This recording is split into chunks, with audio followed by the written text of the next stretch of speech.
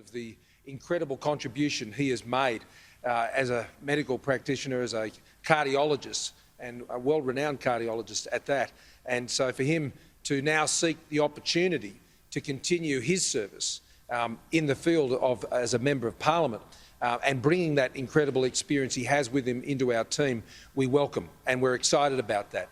And as he said, he's one of the many who commute from this part of the New South Wales coast down to Sydney and to other places, up into Newcastle and other areas. And one of the big challenges here is to ensure we get more and more jobs right here on the coast. Now, this next election is all about a choice. It's about a choice about our economy and how we can best manage our economy to ensure a stronger future. A strong economy means a stronger future.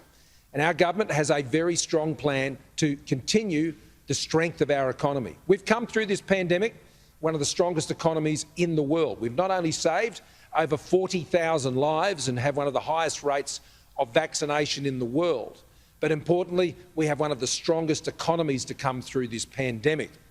It's an economy which has more than 250,000 more jobs today than there was before the pandemic, and a rate of growth that has outstripped all of the major economies, advanced economies of the world in the G7, and puts Australia in a very elite group of countries that have been able to manage both the health effects and the economic impacts.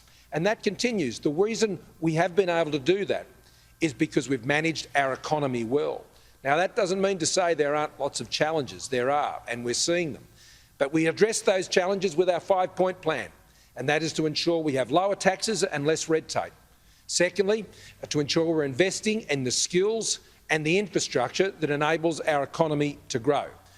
Thirdly, we're focused on reliable, affordable energy that reduces emissions but also reduces your power bills and reduces the energy costs of companies just like FCM here on the Central Coast. Fourthly, it's about having a modern data and digital economy, one of the top data and digital economies in the world, in the top 10. That's our aim by 2030. And finally, it's about our manufacturing capability, which is one of the reasons why we're here today. Yesterday, we announced the third round of the Modern Manufacturing Initiative.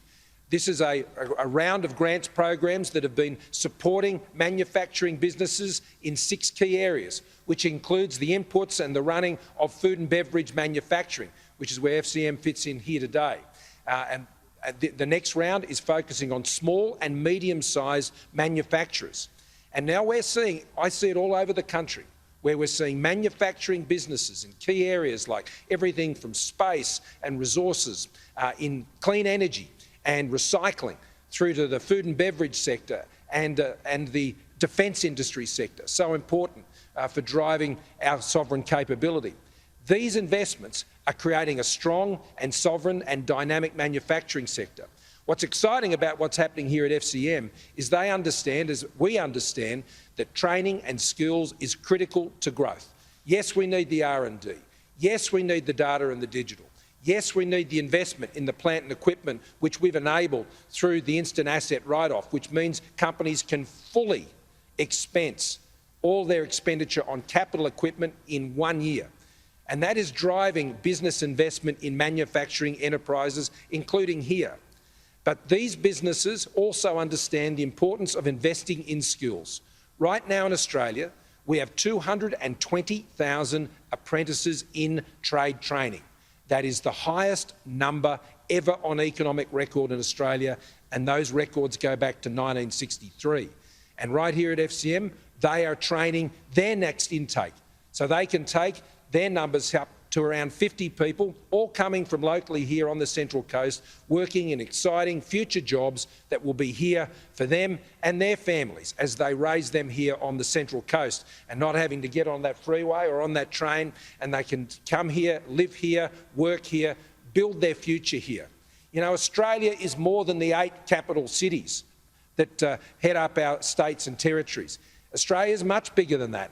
And in our regions, whether it's here on the Central Coast or other parts of the country, manufacturing has a huge future, both to drive jobs but also to generate significant earnings. What we make here is actually supporting our world-class agriculture industry, which is going finally through a strong period after many years of drought. And so it's exciting to see how that sector is driving manufacturing jobs right here on the Central Coast. So it's a choice about who do you think can best manage the economy into the strong headwinds and the strong challenges that we will face over the next 3 to 5 years. Our government has taken us through one of the most difficult economic periods since the Great Depression and the Second World War, and there's plenty of challenges coming.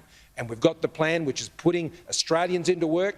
We know our plan is working because Australians are working, and they're working right here on the Central Coast, with unemployment having fallen to 4.2%, and it's on its way below 4%. Youth unemployment's down to 9%. We've got a million more women in work today than we had when we first came to government. We have the highest ever participation rate for women in the workforce, and we have the lowest ever gender pay gap. That's what strong economic management does, and a strong economy means a stronger future under a Liberal National government.